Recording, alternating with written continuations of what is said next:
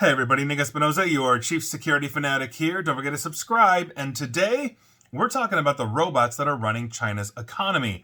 Well, part of their economy anyway, but it's going to grow. And quite frankly, I think this has longitudinal issues for the entire planet. Now, SCMP's Mandy Zhou had a good write-up on this. And if you didn't know, the factories in China welcomed 295,000 newly installed industrial robots last year. This basically is easing fears that China's manufacturing juggernaut could falter after their population declined for 3 consecutive years. And so we're going to talk about this because according to analysts, the robot boom in their rapidly aging society is helping offset some of the challenges of a declining workforce while bolstering its manufacturing edge. That is set to basically sharpen further, obviously, as this humanoid technology continues to grow and mature itself. And for the record, if you didn't know, China's population has been declining, as I mentioned, since 2022, with a decrease of 1.39 million just in 2024 alone. So this is obviously a longitudinal, serious issue for China. So China now boasts a record 2,027,000 active industrial robots, leading the world by a huge margin, according to the 2025 edition of the International Federation of Robotics World Robotics Report. More than half of the world's 542,000 new robots were installed in Chinese factories in 2024, according to this report. So, these machines can do what you would think they would do. They can weld car frames, assemble electronic devices, think iPhones, move heavy loads with precision. And they're filling labor gaps that are caused by this overarching nationwide demographic shift. So, Professor Gao Zhudong of the Tsinghua University School of Economics and Management said, and I quote, "It's an inevitable trend that more simple, repetitive tasks will be done by robots in the future, though some creative and complex tasks still require human ingenuity. Despite the shrinking overall population, with improvements in workforce education and the widespread use of robots, China's manufacturing has no problem in maintaining and enhancing its competitive edge," unquote. So, here's the thing.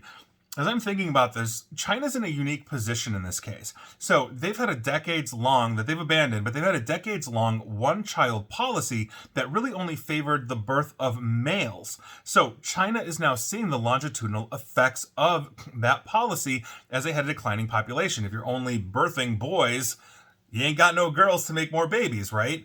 But here's the thing. Most of the rest of the world's population is still increasing somewhere. Right? The global population, according to UN statistics, we're well over 8 billion. We now have more humans alive today than we've ever had alive in the history of our entire species.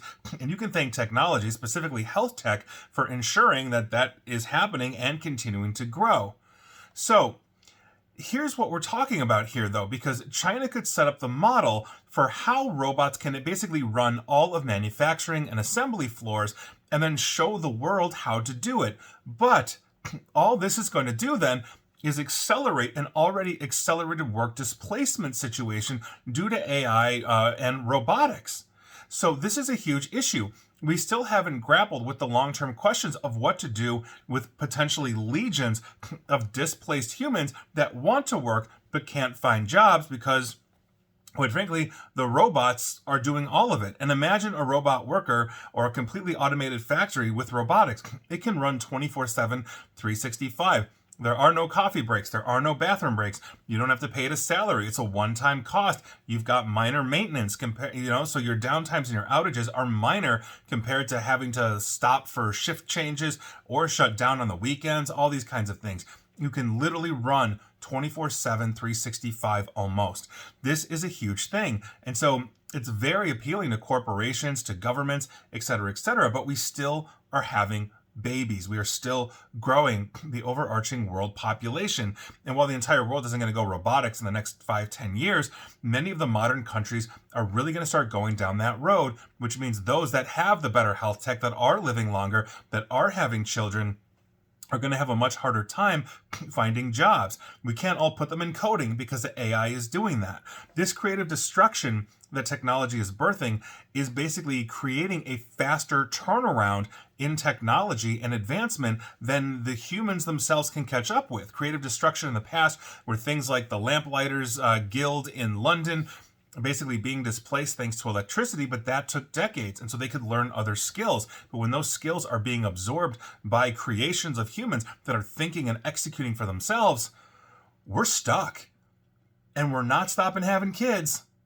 So we have to figure this out. We have to have these discussions, and we're not having these discussions. We're moving fast and we're breaking things, and we're not taking the time to understand the damage that is basically in the wake of this innovation. And I think that this is going to be a huge issue. I love innovation. I love technology. It's my day job.